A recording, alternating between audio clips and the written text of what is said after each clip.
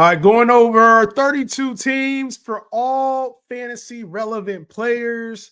Today we're doing Kansas City Chiefs. If it's your first time here, make sure you subscribe to the channel and drop a like too, man. We need some likes on these videos. If you missed any of the other teams so far, I've been going in alphabetical order. We're about the midway point right now. You can go back through. There's a playlist dedicated to all the teams. So if you're catching this randomly in the summer or whatever, feel free to hop back and watch them. I'm actually going to bookmark all the players so you can go through and just click through for the players that you're looking for, all right?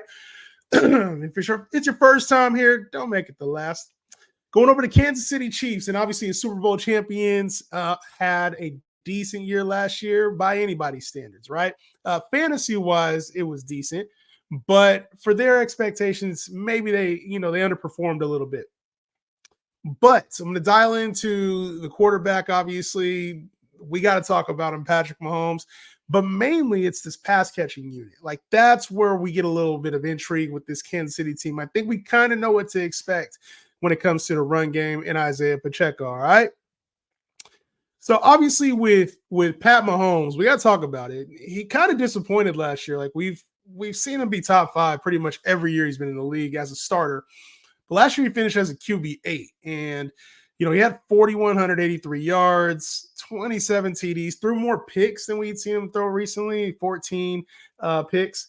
And he didn't get in the end zone through the ground at all either, which we normally get a couple of those out of him as well. So after week 3, he only had 2 20-point games. And it's kind of intriguing to me because Pat Mahomes has kind of been this guy we've just depended on, right? When Tyreek Hill is there, when KELCE's in his prime, we're like, yo, Patrick Mahomes, you can't miss him. He's as safe as it gets as a top 3 to 4 quarterback in fantasy.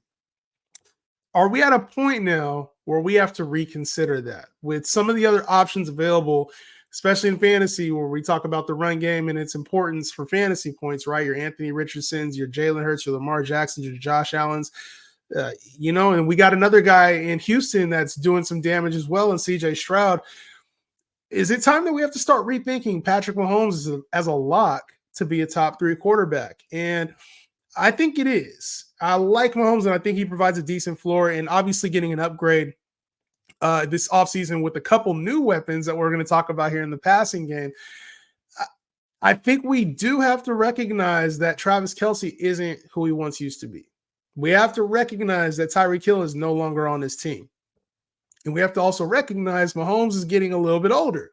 So the rushing may not be the same. Like I mentioned, no rushing touchdowns this year. That's not something we're accustomed to seeing with Mahomes, right? And I think that there's still room for him to be a top 3 to 5 quarterback. I just think we're missing out on some of the ceiling that we're used to having with Mahomes, which is, QB1 ceiling. I think there's some better qualified players at the position. Now, do I think Mahomes is going to regress or not be, an elite quarterback still? Absolutely not. I still expect him to be elite.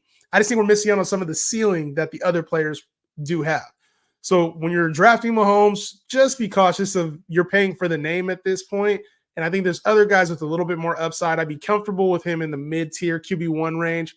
But outside of that, I think we're still kind of falling on the name Patrick Mahomes. I'll have my rankings updated accordingly when they drop. When it comes to the run game, ISIAH Pacheco played well last year, man. I got to give it to him. I didn't expect him to play at the level he did. And one of the areas that he surprised me in was in the passing game. He had 44 receptions last year, which was up 13 receptions from the year before. And he finished as the RB15. So, he was an RB2 by all intents and purposes, damn near RB1 at some points of the year. But we were getting him in the RB3 range last season. I think that's probably where he should be. Now, the team didn't really add a whole lot at running back. Obviously, we know the situation is pretty much what it is. It's the Patrick Mahomes-led offense for the most part, and then Pacheco plays a complementary role depending on the teams that they're playing. He had just under 1,000 yards last year. He missed 3 games, but just under 1,000 yards, 935 yards, 7 rushing touchdowns. So obviously 1,000-yard pace. But when it comes to ISIAH Pacheco, what more does he really offer you? It's not like he's a truly explosive player. He runs really hard. We get that. But I think he's kind of limited as far as ceiling. So we know what to expect with Pacheco. I think there's players that offer a little bit more upside after him. So just be careful with that. Isaiah Pacheco, very safe RB2. And I think in your, your standard leagues, he'll do well for you. He just doesn't carry a whole lot of upside. So floor-based RB2, RB3-ish type player for Isaiah Pacheco. I tend to lean on guys that can, have a little bit more upside and ceiling than Pacheco has. But when we get to the receiving core, who does it start with? Normally I go tight end at the end. If you watch these, it goes quarterback, running back, wide receiver, tight end. But Travis KELCE is the number one receiver for this team. He finished,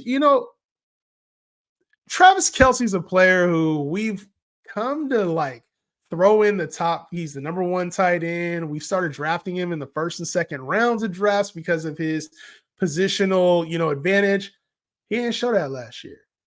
It wasn't normal Travis KELCE production. Mind you, he's 34 years old, going on 35 now. He finishes a tight end 3. And for a good portion of the season, we were wondering, when's Travis KELCE going to turn up? At some point, you hate to say it, but players start to fall off. And I don't think Travis KELCE fell all the way off last year, but when you're talking a guy who's used to getting 1,000-yard season, pushing for 10 touchdowns each season, we get 93 catches, 984 yards, and 5 TDs. It's kind of a disappointment, and I think it reflected in Patrick Mahomes' numbers as well. I still like KELCE, but I think we're just going to get some more of the duds that come along with the mega games.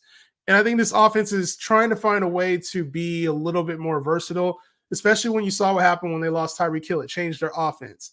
And at times when teams scheme out Travis KELCE, it changes the offense as well. So my gut says that this Kansas City Chiefs team invested in the receiver position, not just the last 2 off seasons, but this offseason as well, to try to get a little bit more versatility and balance to this offense in the passing game. So I think that directly influences and hurts Travis KELCE's numbers. And there's other players that I think carry higher upside, unfortunately, at this point of Travis KELCE's career than he does. So I like Travis KELCE, still a vital part of this Chiefs offense. I just think, unfortunately, there comes a time when players start to decline. And I know he got the extension this year. He'll still be a big part of the offense. It's just we're not getting tight end 1 Travis KELCE anymore. That's just, I don't see it. As far as the receiving core, this team has invested in the receiving core over the years, drafting a Sky Moore. They signed Juju Smith, let him go, signed MVS, Marquez Valdes-Scantling. He's now gone. Traded for KADARIUS TONEY. He was a dud. And then last year, finally, something went right for this Chiefs offense receiver-wise. RASHEE Rice came about. And then this offseason, they decided to draft a receiver in XAVIER Worthy, and then also signed Hollywood Brown, who I want to talk about right now. Hollywood Brown is kind of a curious case because he's an analytics godsend. Everybody loves his ability to get open. There's potential with him, and on a per game match, all the stats and analytics say Hollywood Brown should be better than what he is, but he's not good fantasy-wise. And I think this is a player I've kind of been hard on Hollywood Brown over the years because the expectation in the bar has been crazy high for a player who at times looks good, but then he disappears for some games. Last year in 14 games with the Cardinals, he had 578 yards and 4 touchdowns. Doesn't offer a lot of receptions upside, doesn't offer a lot of touchdown upside. Even with Mahomes, there's a little bit yardage-wise that we can see some upside potentially, but he's now played with Lamar Jackson, Kyler Murray, and now it will be Patrick Mahomes in a contract year for him. In his career, he's only had 1 season over 800 yards. 1. And only 1 season over 70 catches. So unless something drastic happens with Hollywood Brown and he just becomes a whole different player here at the middle of the prime of his career, I kind of think we're still paying for this nickname Hollywood Brown and the analytics side of what we think he can provide. So I think in real football, he'll be a good piece for this offense, an additional receiver that can get open, but it's still going to be led by Travis KELCE. Hollywood Brown's going to be a complementary piece. Kind of think what Juju was in this offense. He's a complementary piece, not a main focus. All right, that's what I think about Hollywood Brown. Don't draft him just because we see Kansas City. We know what Tyreek Hill was. We see Patrick Mahomes and just think that Hollywood Brown's going to become a completely different player. I think he's a good player and will produce good results, but don't draft him because of the Patrick Mahomes attachment. Okay. You still want to see, we've done that over the years now. Juju, we did it with RASHEE Rice. It worked out last year. RASHEE Rice in the second half. Sky Moore was taken really early. So just be cautious when it comes to automatically assuming KADARIUS Toney. I did the same thing with KADARIUS Toney. Be careful when automatically assuming the Patrick Mahomes effect is going to make your receiver, an instant fantasy star. It's not seeming to work like that. It's actually missing more than it's hitting. The player did hit with RASHEE Rice last season, and this is probably the most controversial of the receivers.